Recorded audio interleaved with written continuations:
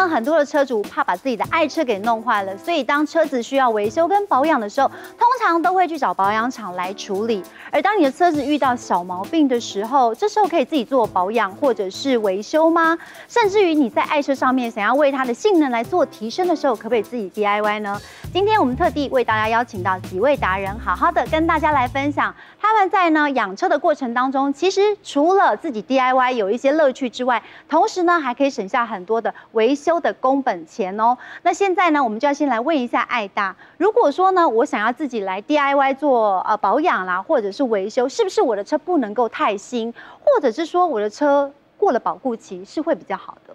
其实刚刚冠仪讲一个重点了，很多 DIY 的族群呢，它除了是这个为了省钱之外，重点在于那个乐趣哈，对，享受那个自己动手做的一个这个过程哦。那我们知道，其实在美国啊，在这个大家都在车库里面保养自己的爱车，那真的是因为说美国这个维修的工资非常的高啊，所以其实呢，在现在网络时代开始之后呢，你在网络上可以找到很多的一些所谓的 DIY 保养的教学影片啦，所以开始慢慢大家开始习惯自己动手来去做自己的爱车的保养，甚至冠仪刚刚讲的，我们来做一点小小的改装跟升级啊。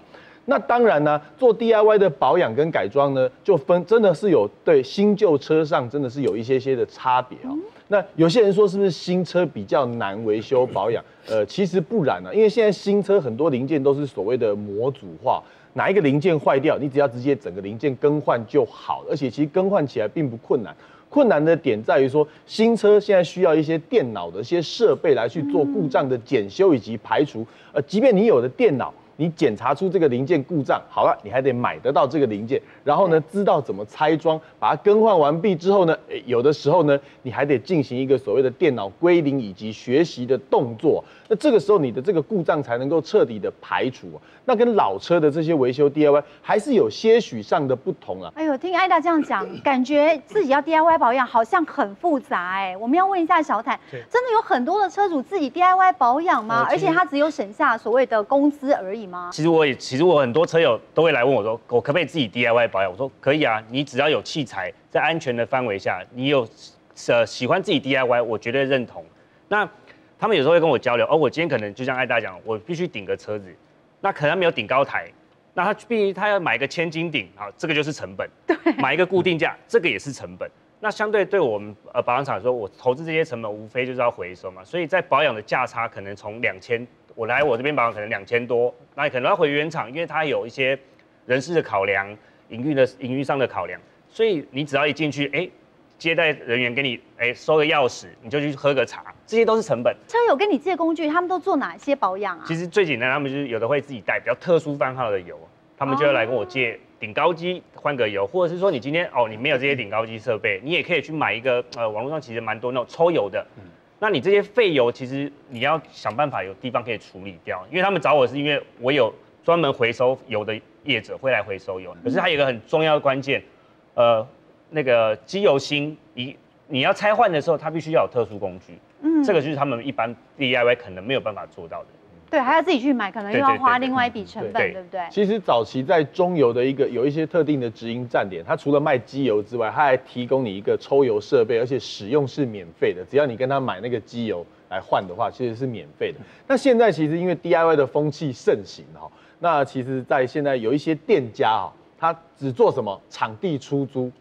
跟工具租借，就是你来好像那个10元洗车这样，一人一格自己有自己的顶高机，自助式的那一种，自助式的，自己有自己的这个工具车，然后你要修什么自己修，修不好你就打电话跟老板求救这样，所以其实也有衍生出一些这样新的一些行业出来，是蛮好玩的。不过我们今天节目中呢来了一个新朋友，那就是白同学，他应该算是 DIY 界的达人吧，全部都不假手他人，是不是？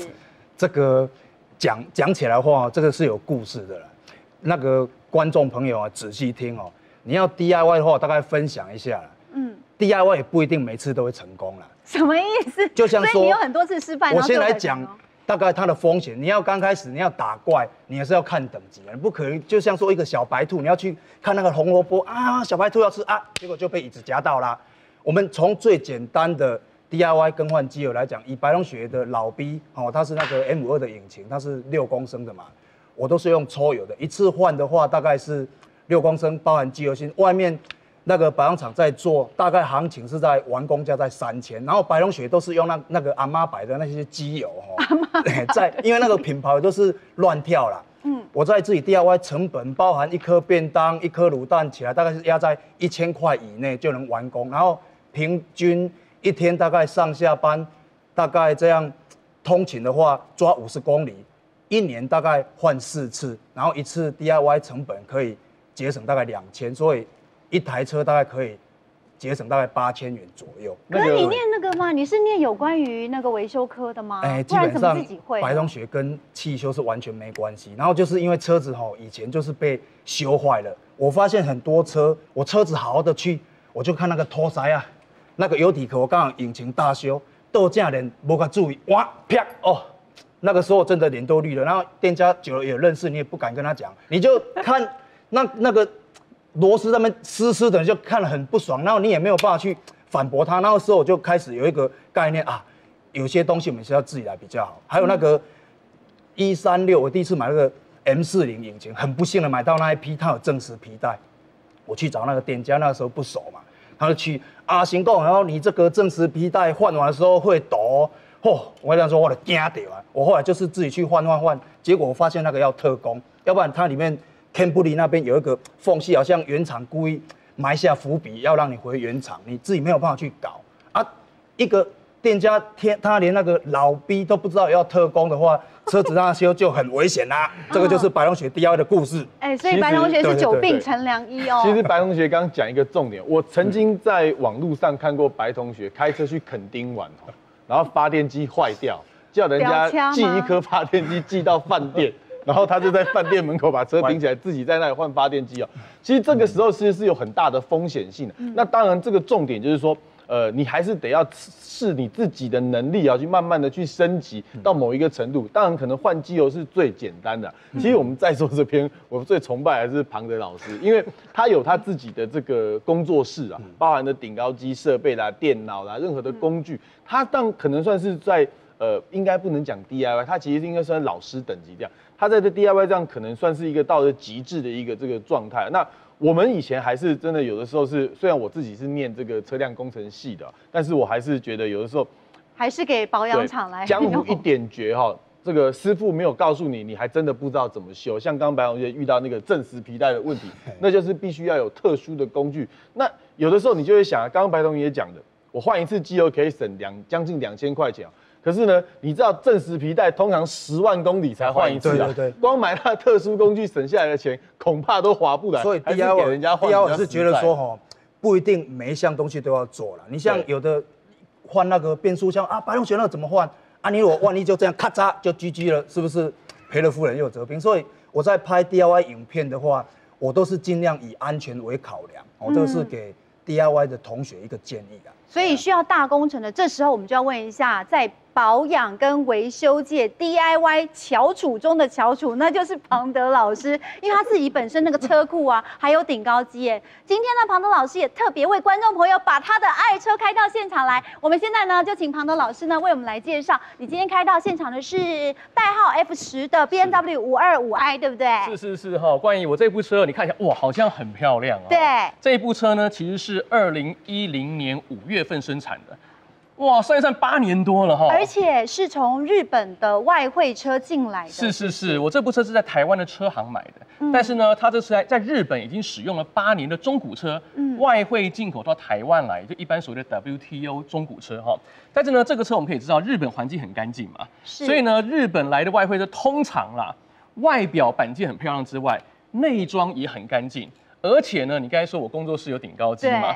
连车子顶起来，连底板都很漂亮，没有什么刮伤，那不就很完美吗？是，通常日本来的车都这个样子好，所以我这一部呢，当然因为我常在看车嘛，我抓到车很漂亮。不过呢，也很好笑。我这不是第一个，你有没有觉得，好像新车一样？对，第一个当然看起来很漂亮，第二个呢，好像车子比一般的 F10来的低一点点。是的，你应该有改悬吊对，就没有，这不是我改的对，车一来我就觉得有点 low down就有点低下来。然后呢，仔细呀，哎呀，各种角度看一看啊，间隙好像啊，欣赏美女一样。对对对，拿皮尺量一下间隙如何，板件之间间隙有没有平整等等的、唐老师，你真的拿皮尺量这个真的、间隙？哎，你不信来，我当场量给你看，来，假的？我们这一些给息呢，说实在的，就差没有随身携带而已。那唐老师，如果你发现间隙不是你某尬意怎么办啊？是，当然我们必须讲说，如果说间隙没有很完整的话，不是说它一定有问题，只是说你就要怀疑它可能有问题。撞过？对对对，比如说啊，你量，哦，这边间隙，比如说是4 mm 好了，对，哦，赶快跑另外一边去。真的是这样。这边一量，如果4 mm 或4.5的话，可能还 OK。但这边如果一量6 mm 的话，哇，合理怀疑。你就要合理怀疑。第一个，你就可以放弃，我们不要买有怀疑的车。对。第二个呢，如果说你就跟老板很熟，不要这样给人家打枪哈，你就再进一步吧。好，这个时候呢，比如说刚才4公里、6公里哈，引擎开始给它打开来，看看是不是真的有撞过。对对对，这个我们可能很多专家都讲过哈。那你就打开来看一下呢，包括呢这些螺丝啊有没有松动啊？没有对，这个水箱架的这些螺丝哈，是不是有拆过再装的痕迹呀？目前看起来是都还蛮完美的。对，那当然这部车我已经买进了嘛，所以大家应该知道说这部车一定是很漂亮的。对，只是说呢，说实在，这部即使是日规车，它其实呢整台车有一块并非原版，并非原漆啦，应该这样讲哈。就是说呢，我们一般看原漆除了有这个仪器可以侦测之外，你看它漆面的这个光滑度等等，大家可以看到端倪。那我这台车的前保杆呢，其实是喷过漆的，喷过漆的。然后呢，我这样一蹲下去看啊，我说，陶哥，看到了什么？你这个前保杆一定是进口之后才喷，丢了哦，庞老师被你看出来了。哇，真的眼尖呐！对对对，因为一般如果说比较专业的这个板烤的话，一般日本我们想应该价格收高都会做比较专业的方式。你比如说前保有点刮伤，我觉得烤漆是可以接受的。对。但是呢，如果说便宜行事的话，可能就没有把保杆拆下来，没有把 mark 挖掉，这个 set 挖掉，就直接呢包覆胶带包就喷了。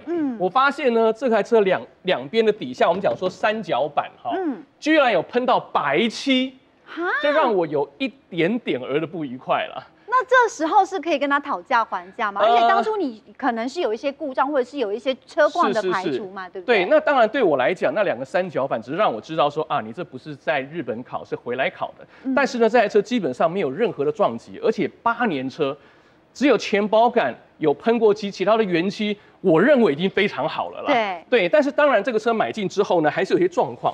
好，第一个呢，来我先给各位看一下哈。当初遇到的庞德老师买进这台车的时候是什么样的状况？对，当时我开之后，就是先因为车行跟我很熟嘛，哎呀，庞德又尬以后，你就先开回去。我的开回去开了2天之后，我觉得也蛮好的决定要跟他买。买了之后呢，加了第1缸油，然后开了3天就要加油了，开3天，这有点夸张。对，怎么会这样子哈？那加满油大概55公升的那1缸油跑大概350公里，就没油了。我想怎么会那么耗油呢？说实在的，你不要说我很内行，我也不内行。我当时居然看走眼了我当时呢居然没有所以就开始抓漏了吗？对，当时我们可以画面看一下，哇，日规车的引擎室，这我没有特别洗啊，车买来就这么干净。你骗人！真的，我不骗人。日规车大家买过之后真的很干净而且是底盘都很干净。好，结果发现，哎呀，我当时居然漏看掉有一个这个叫做外挂式垫，它挂在这个地方。而且线呢布得非常的漂亮，所以当初这个是挂在这个地方。对，我当时买的时候我没有发现，后来因为油耗很重嘛，我来仔细看，抓到了，抓到一只老鼠，抓到了，抓到一只老鼠，抓到一个非原厂料件。那这个东西呢，但我们我们这个厂牌不要露出了我去查一下，这个就是一般所谓的较低阶的外挂电脑。因为现在车都是涡轮，像这是涡轮增压车嘛。涡轮增压车可以很简单，透过程式的改变，马力就可以有大幅的提升。那一般可能有内写的你就要找店家，收你几万块怎么另外一种就是外接式的，对你买来之后呢，一些插头把它bypass掉的时候，动力会提升。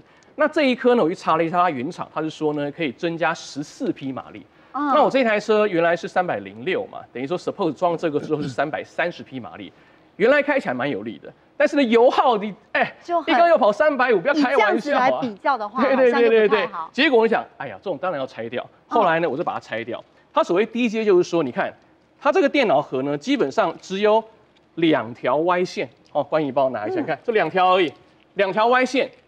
也就是说呢，它只 bypass 掉呢引擎2颗 sensor 的讯号。所以就比较阳春。对，我们知道一个引擎里面感应器很多嘛，对，它只骗电脑骗2个感应器而已。啊，对，所以它也只有多14匹，然后油耗变只有350，当然就拔掉了嘛。对，但是拔掉之后呢，第一个油耗回来了。这个我跟各位分享，如果有人想买 F10的话，我这个535 300多匹马力，很有力，那么大一台车哈，正常油耗我在试哈，大概在1缸油450公里上下，我是觉得蛮省的啦。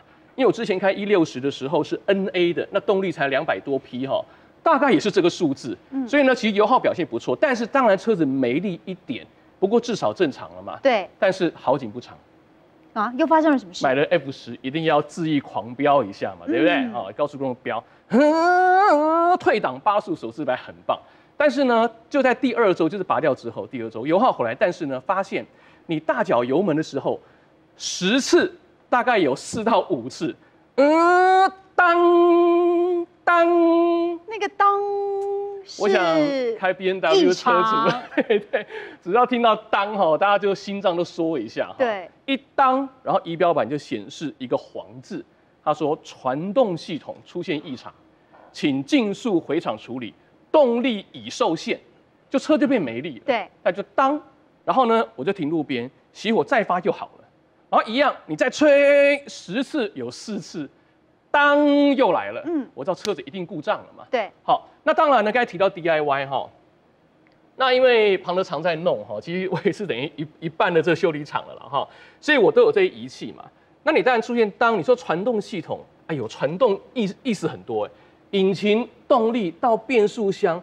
变速箱到传动轴到差速器，到左右传动轴，这都叫传动系统。对啊，谁知道到底哪一段发生了问题呢？他只告诉你传动系统，回厂就是要钱嘛，对不对？那赶快就接电脑。那接了电脑之后，那个故障码呢，显示是说呢，进气侧压力值不可信。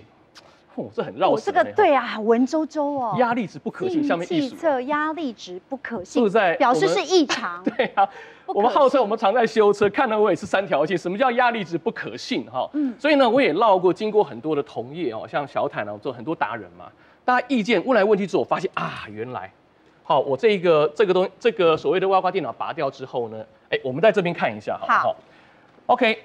那压力值不可信的话，你看我刚才讲说，所谓这2颗 sensor， 就是外挂的，对，就是外挂的压力 sensor 骗电脑嘛。对，我移掉之后呢，一吹它告诉你不可信哦，是，可能之前被骗太久了，现在回复，这是我猜的，开玩笑啦，也有可能回复这台电脑就奇怪了，怎么跟以前信号不一样？其实现在才是正常的。对，他就以为是异常。对，我讲，是不是这样？我本来怀疑是这样，后来呢，我经过一些高人指点，大家讨论之后说啊，你那个呢经验值说 F10即使没有改外挂电脑，对。当你出现这一种所谓的动力系统，然后变没力，熄火再发就好了。常常就这一颗，这一颗呢，是什么啊？对，这一颗呢，在 BMW 的 ETK 光碟里面呢，它叫做这个 pressure converter， 就是这个压力的转换器。一般我们业界讲说啊，就是控制这控制这个涡轮增压器嘛我们大家看一下哈。来，这个涡轮增压器大家常看嘛对。那你今天就是这个压力打进去之后呢，如果说你要建立压力的话呢，这个 wastegate 我们看到这边来把它关起来呢，就开始增压了。那增压不能无限制增压，引擎会炸掉嘛，对不对？如果说够了，电脑说够了，不要再增压咯，就把它放开来，压力就不再建立了。对，就这样在控制。那你看我这样拨，谁控制呢？就这一根在控制嘛。对。那这一根是一个真空控制的东西。好，它这里有个管子。就连接了这个，对，就接一个这个真空管接到这一个阀门来，然后这个阀门上有一个插头，就接到引擎控制电脑，引擎不断的在监控，告诉你说，你要开多少哦，这个时候压力值对不对哦？结果是这个故障造成说呢，你的传动系统不断的当，那还好，这一颗呢我们自己在外面拿了，我想进原厂多少钱？我们就不说了哈，对。可我想知道一般进原厂，据我的了解，我们不要说某个品牌啦。它只要大部分，它只要接上诊断条一插，可能就3000块起跳了。先不要讲维修哦，我替你接电哦，包括你判读故障码。那以后我跟庞德老师借一下电脑，还可以省3000。是啊，关于你的内行，讲到这个重点哈，我们刚才不但讨论说 DIY 很多难度嘛，其实我们讲淘宝网啊，有人很爱，有人很恨啊，但它改变了很多的事情哦。像这个诊断电脑，今天你有说你到淘宝网，你打汽车诊断电脑，啪，琳琅满目。可信吗？那个电脑可信吗？是，所以我跟各位分享，即使你说，哎呀，庞老师你都有管道，我没什么管道啊，我也是淘宝网点的、啊。这一台叫做431，一般业界很常用。这一台呢，不是只有 BMW 专用啊，里面大概数十种全球主要的汽车品牌，基本的这个故障码读取啊、设定都可以做。这一台包括这个汇率啊、油费啊、关税啊，到我手上不到3万块，不到3万块，而且不是只有修 BMW 哦。所以你还可以外接 KR 这样子。对，所以买了一个电脑，很多那种社团玩车的车友人手一机啊。只是说当然了，这只是第一步。像比如说我这个车，我刚才说接出来压力值不可信，但到底换什么你不见得查得出来，还是很多经验值在里面。所以呢，这个部分呢，我把它换了之后，车子就正常了。正常就排除了。但是呢，不是这样子而已哦。只是引擎动力部分 OK 了嘛？已经排除了。对，所以动力的部分维修，我大概so far就做到这里。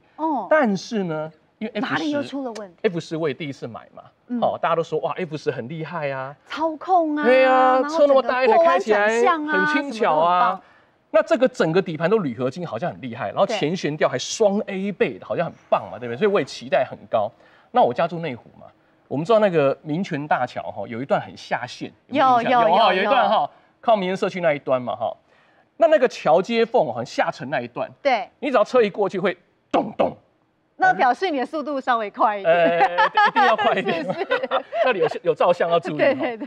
那反正每一台车过去就咚咚一下，对，我就发现大家可以看到 F10的车轴非常的长，是啊，很长，所以它相对呢进到桥接缝，绑前轮镜。弹起来，后轮镜绑弹起来，那个本来就比较明显。对，但是我这一台也太明显了吧？我们请助理来把前轮拆一下，跟大家分享一下哈。就是呢，你感觉后车轮进去的时候好像打到底，绑一下就打到底。对，感觉后面打到底，就是说这个我们看避震器哈，我们知道避震器就是会上下运动嘛。对，那我感觉那一下绑一下，后轮是绑打到底的，那种感觉就不太对。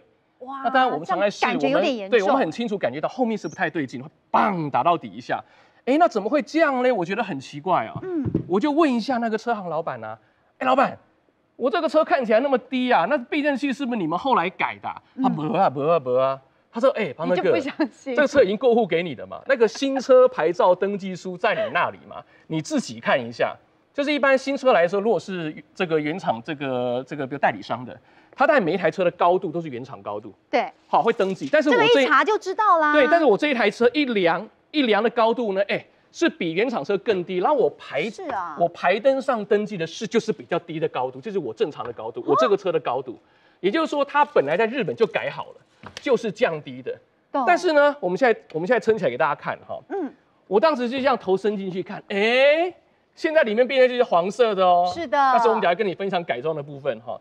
本来不是本来就是桌上这一只，本来就是这一只原厂的，本来就是原厂避震器啊，没问题啊，前面后面。所以它到底有没有改啊？对，就是原厂的，不是？是啊，你看你马上就有问题，我当时奇怪啊，明明就很低，那怎么会？为什么后面底盘就整个这样？前后都原厂避震器，觉得好怪啊，对不对？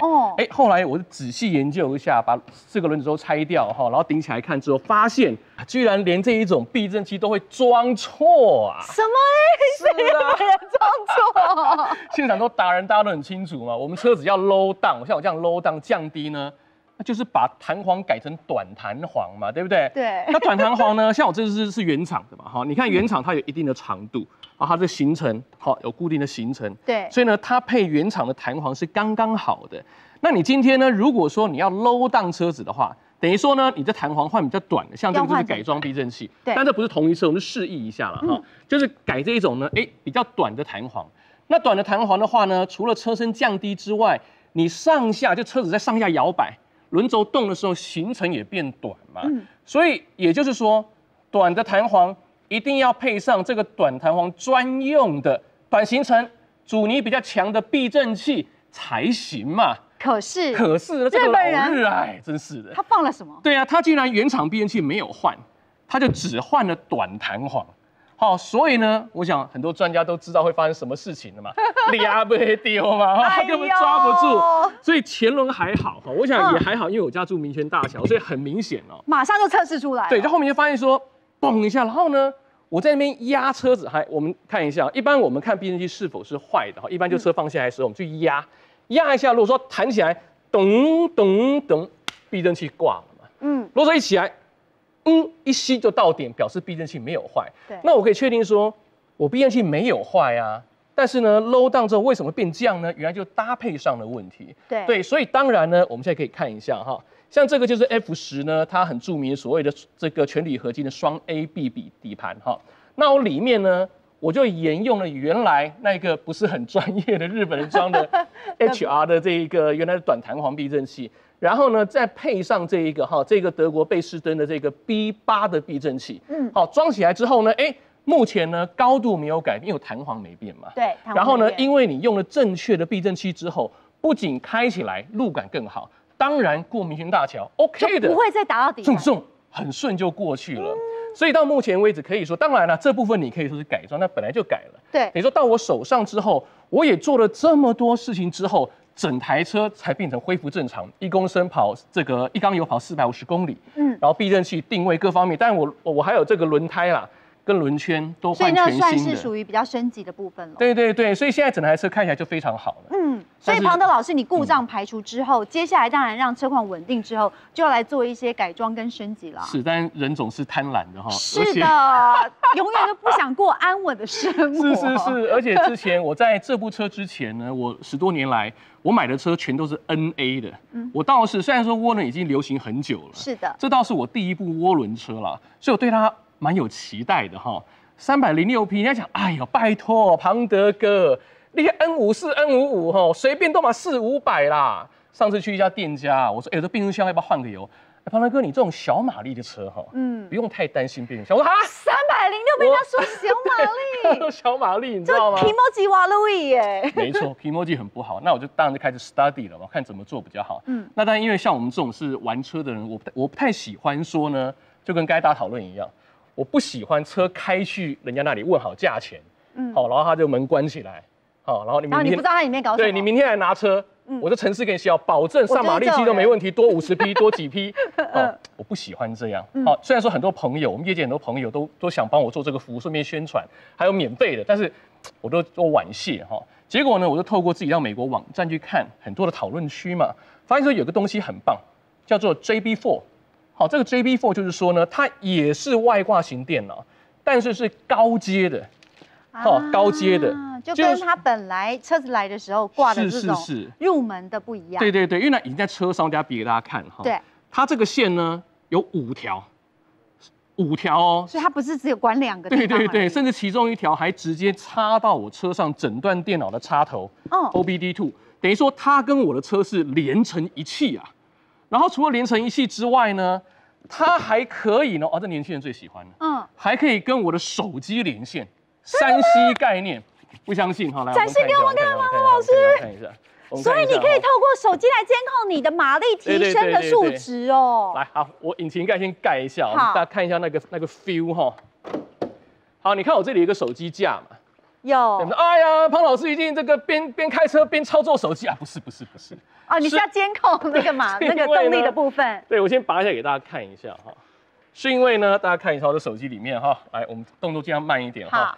就是说，你买了那一个高阶型的 JB4 装上车，那当然安装很复杂了哈。我们等下简单讲。下载之后呢，做一个登录，大家看到这一个，有。来1点，扛了1停，我把车上红火电打开，冠宇你帮我拿一下哈。哇，好棒哦！透过手机就可以来监控了你车上所有的动力系统。好，有吗？有了哈。好，大家看到哈，它这个画面呢 ，Boost 就是你的增压，我刚才讲到涡轮。好，增压的值你马上即时监看，好，然后呢，这个 AFR 就空燃比，好，玩车都知道是搞这空燃比，你打太多太细你会炸掉的哈。然后呢 ，IAT 进气温度啊，最酷的在哪里呢？我跟你讲，我不喜欢给人家一次搞定嘛，那一般所谓改涡轮车就有，啊，一般改涡轮车呢，就有说所谓说啊 ，Stage 1，就是说你第一阶的，第一阶的比如说这个多30匹，对，第二阶的呢多80匹，你要哪一种啊？第二阶的8万啊，第一阶的3万啊，那个一般都这样嘛。哦，就这样子好难选哦。是啊，就这样。但是你看呢，我现在抄给各位看哈，这里有一个 map 有没有？有。它在 map 其实就是城市的意思啊哈。我今天在车上边开哦，1点。好，你看是不是出现很多选项？哇，好多很多哈，哇，好多真的是五煞煞哎。对啊，对啊。你如果说今天人家说，哎呀，有时候啊，你350匹开1个礼拜就麻痹了，好麻痹了嘛。麻痹选 map 0，它就回复到原厂的马力。哦，原来原厂是这样。哦，懂了。对，好可爱的设计哦。好，然后呢，你要 map 1就点 map 1，大概是50匹到60匹。哇，这么多！而且说实在，我个人觉得很有感。我认为应该50-60匹是没什么问题。其实20就已经很有感了。是，它这个已经带50匹。然后呢，今天如果遇到小坦呢，要跟我掐边哈，要掐边。自己从上面过去吗？遇到有白同学在嘉义跟我扒了，然后闪我大灯了哈。这个时候呢，一样在车上，来你就选 Map 2，加上一些进排气改装，就有80匹 up。80匹 up， 所以我觉得它最大乐趣在这里。当然你要说增加到200匹、300匹，大有人在。对，只是说你可以透过这个手机软体，我随时高兴开几就开几。对，那当然除此之外了，它里面还有很多的 setting 哈。如果说你是真的很专业，我没那么专业哈。专业玩家，你还可以把里面其中一个 map 里面的参数全部自己调整。当然，炸引擎是拎到位逮级，不保证会不会炸。对，它就是一个可程式电脑，所以我觉得这实在太对我的胃了哈。对，所以呢，我就把它装上去。我们大概看一下好了哈。刚才大家引擎室打开，你都看不到有任何的东西。是啊，你把它外挂在哪儿呢？是它其实呢，就是除了我刚才讲进气侧，有没有这地方？有没有看到这个线好像颜色有点不太一样？有，在这里有看到。对，它也是一样，进气侧的压力bypass掉。然后除这边之外，包括高压的油轨的压力也被它bypass掉。电脑收到讯号是被它处理过的。然后呢，连我刚才讲那个 pressure converter 该故障换掉那一颗，也直接bypass，让 JB4 的电脑直接去控制它，整个压力值的控制非常的快。那一颗小便当呢，来我就躲在这里。躲在那个地方啊。对，但整个布线，我想如果没有一点这个 DIY 的训练的话，可能不是很容易了哈，因为要拆东西蛮多的。所以庞德老师有一个问题想要请教，所以如果一般观众朋友想要自己 DIY 提升动力或提升性能，不是一件容易的事情，还是说其实我们可以自己做呢？就是像刚才那样，直接外挂一个电脑就可以了。那个是最简单，但是我刚才讲又耗油，然后动力只有14匹，我这个呢又不耗油，强调对，刚才忘了讲哈，我装 JB4 之后，油耗跟原来相差不多，大概450，现在大概430，我觉得完全可以接受，因为动力大的非常非常的多。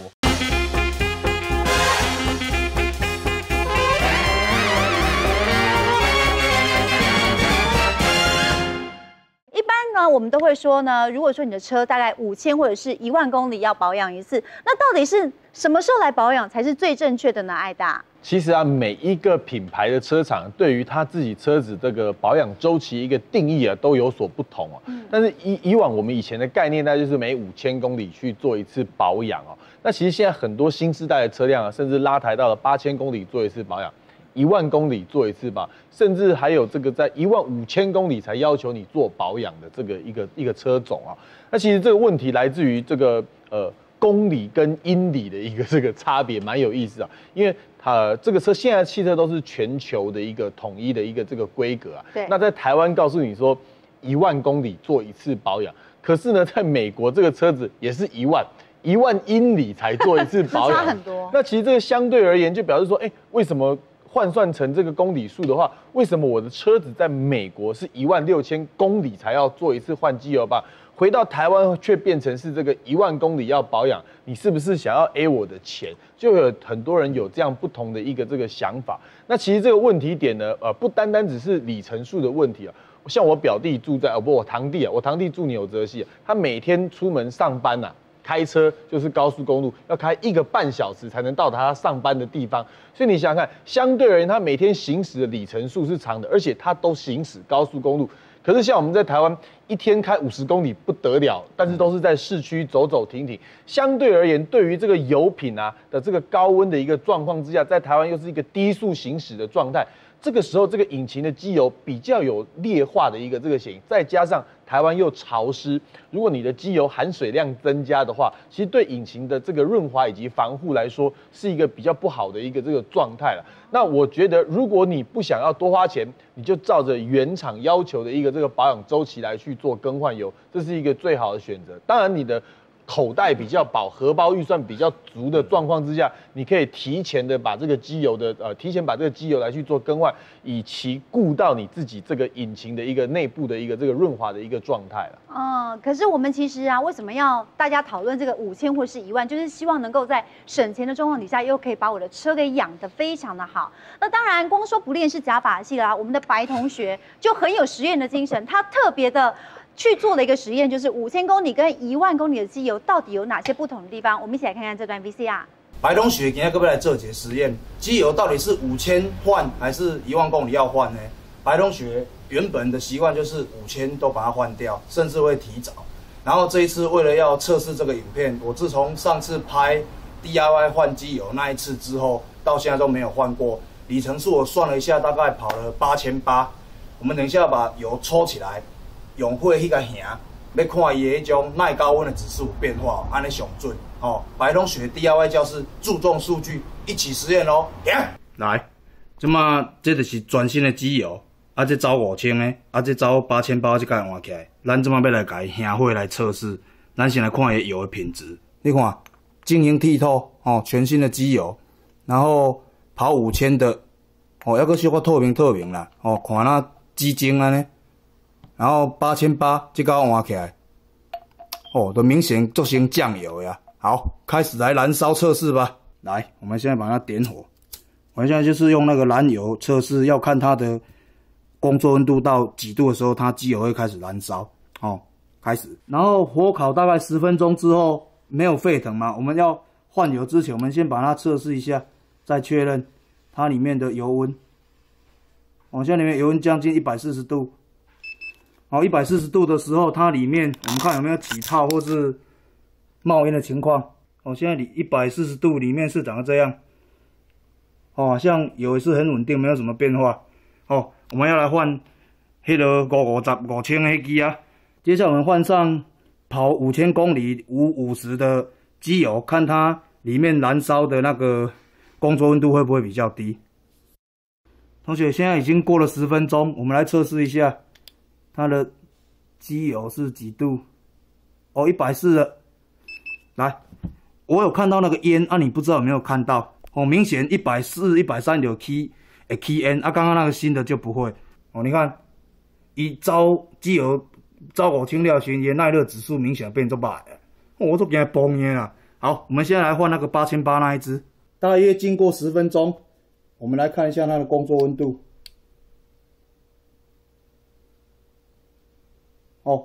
140啊！来，我们来看一下特写哦。你看它一直冒烟，你有没有看到？我请我同学看一下，碳也未崩耶。现场机油燃烧味就很重，所以5000换或是1万换，同学看数据最准哦。这个你们自己判断了。刚拔下来的时候就这样子，你看，烟是不是明显比那个5000公里的多很多？所以看这机油真的可以提早换了哦，足吵的。哦，刚5000公里的跟8800试完，我这一支我再测试一次好了。现在大概经过8分钟，我们看一下。哦，温度油温哦140哦150嘛，哦那上赞。它是只有10-40的哦，我们来看一下哦。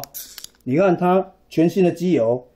伊的工作温度都要承受足悬的，伊即马油温伫150度哦，伊个无啥起烟六哈，哦，只有少许的烟而已，但是它没有那个机油的燃烧味道，哦，所以白同学这届实验我感觉袂歹呢，视角很难拍啦，哎呀，好，来这个150度的油温刚拿下来的时候就是这样，哦，你看也是有冒烟，但是很少，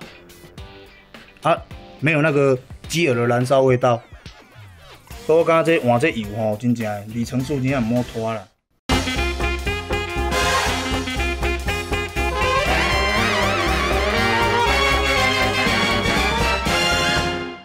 我们白同学呢，常常在 YouTube 上面呢分享自己 DIY 的保养啦、维修啊。我知道你在这一条路上大概也有15年的经验了，而且第一次呢，你的修车经验就是直接拆引擎啊。对啊，因为我那一台 K8就是那个时候当初买来的时候，以为像2行程一样哦，吹下去像地有烟哦，赚到。然后结果我回想那个网友就觉得说哦，有一个白痴上当啦，然后我就当那个替死鬼买了回去。后来我朋友说啊，你那个引擎会吃机油，我说啊不是都倒进去就好，然后我就花钱哦，然后大修之后那个电价就不方便讲啊，就做起来也是不错啊，但是只是说好像有一些材料不是说很完善啊，跑没有多久就开始会失水了。然后后来我就是发现那个 Lasky 的没有出的很平啊，然后后来就是让电价有做过一次，换过那个气缸头之后。我就说，怎么一直失水都修不好？然后店家就说，我紧啊，你就嘎，你个塞看买。我那个时候就开始，我紧啊，我就嘎，我就自己拆，结果让我 DIY 成功。然后那个时候就开始走向那个 DIY 的不归路啦。哦，所以其实你 DIY 的乐趣就在于说，你可以解决一些保养厂他没有办法解决的问题吗？事实上DIY 我是讲真的没有乐趣，因为乐趣就是说来爱大这个2000帮我车轮拆下来，在那边喝咖啡亏起来。这样才是乐趣。但是我们言归正传来讲DIY 的好处，你可以像我开班老 B 嘛，很多通病，你如果我们举例139来讲，那个雨刷喷水管，100台里面100台都会烂掉。然后你如果去那个原厂或者是那个外面那个名店也好啊，那个用那个线啊，加起来大概要3000多块，我心里想惊到，我就看那个水珠管的线这样。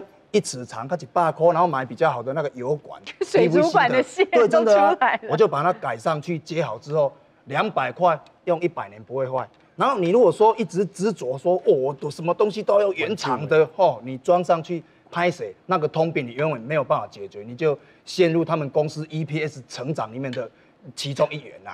对，所以这个就是 DIY 的好处在这边啦。所以白同学你都专攻哪一些车款大概我目前因为还没有干爹来赞助，我只维持在老 B 啦，就是136嘛，136、146，然后39，大概就是简单讲，引擎番号就是 M42，然后 M54、M52这几款可以通用的。我大概目前常年手上大概就是4台车、5台车在那边跑，然后我就是尽量买那个零件能通用的车在跑。当然还有一台那个小马曲。好像是我们小坦哥的专业嘛，对啊，大概就是目前在拍 YouTube 的影片就是主攻这些。当然我算过，大概我8年买了大概40-50台的那个中古车，烧掉的钱好像应该一栋房子应该有了啦。对，所以你专门买中古车回来自己 DIY 这样，然后因为目前只有中古车我还负担得起，然后其他就要看有没有干爹来赞助一下啦。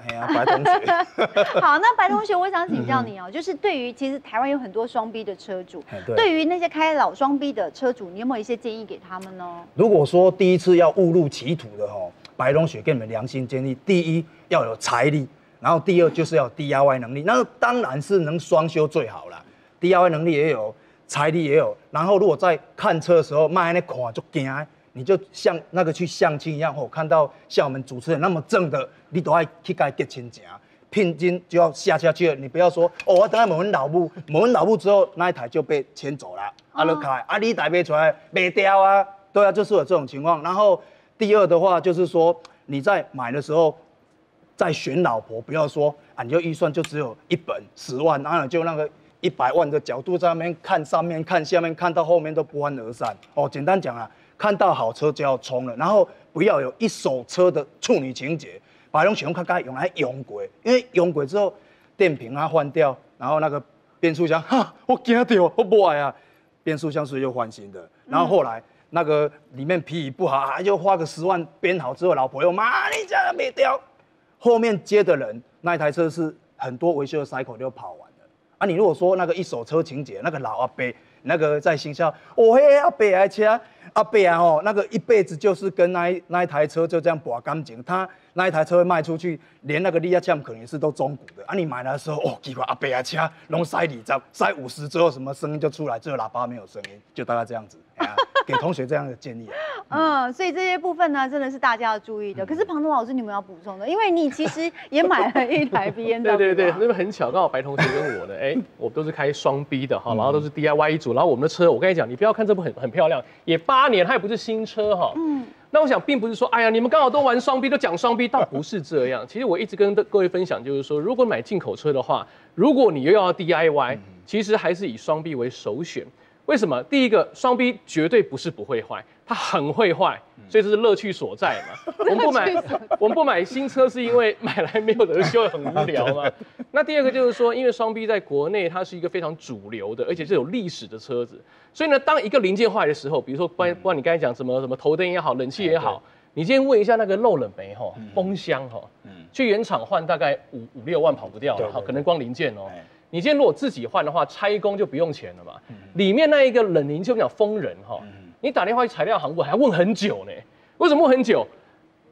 是要架厂啊，是那个 OEM 然后护厂诶，还是要台湾的，还是要那个外口进口诶？武汉的得种，那选项是多的不得了。所以这个通常只有这种主力的大品牌的这种双 B 车来讲才有这种选项。你今天如果相对是流通性没那么好，也是高级品牌。德系啊、法系英系啊、法系啊，或一些比较小量的，你可能会发现，明明车价不是很贵，它每个单一零件修起来很贵，都非常的吓人，因为没有这么多选择，对，没有那么多选择。所以我觉得，如果是今天大家看很有感，很想跟我们一样来玩老车的话，我觉得双 B 还是首选了。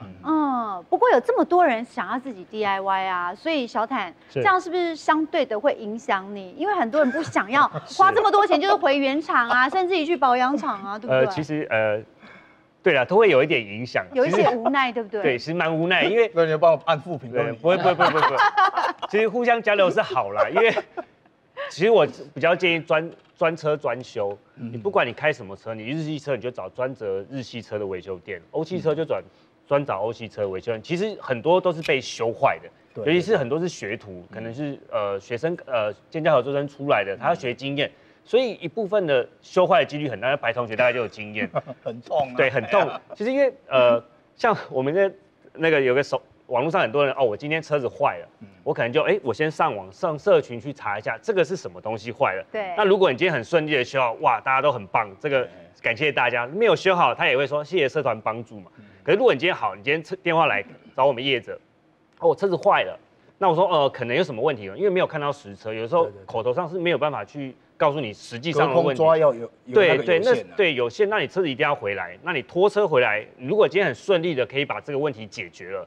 他会说你这个车行可能不会修这个车，你黑心之类的。那如果你很顺利的解决，你把车修好了，你交到他手上，他会觉得可能我这个网络上的零件的价钱可能就是很便宜，为什么你的工资要这么贵？其实我曾经有遇过一个车友，他只是电动窗不会动，他回原厂跟他说你这个什么模组坏掉了，要4到5万，你要带料3个月。我说那应该不会是那么严重的问题，你车子过来。我们查到最后，因为他很多保险丝，其实只是保险丝坏了。那个保险丝你说贵不贵？它可能一个只要10块、20块，可是我收你1000块，你可能会觉得很痛。可是这就是我们。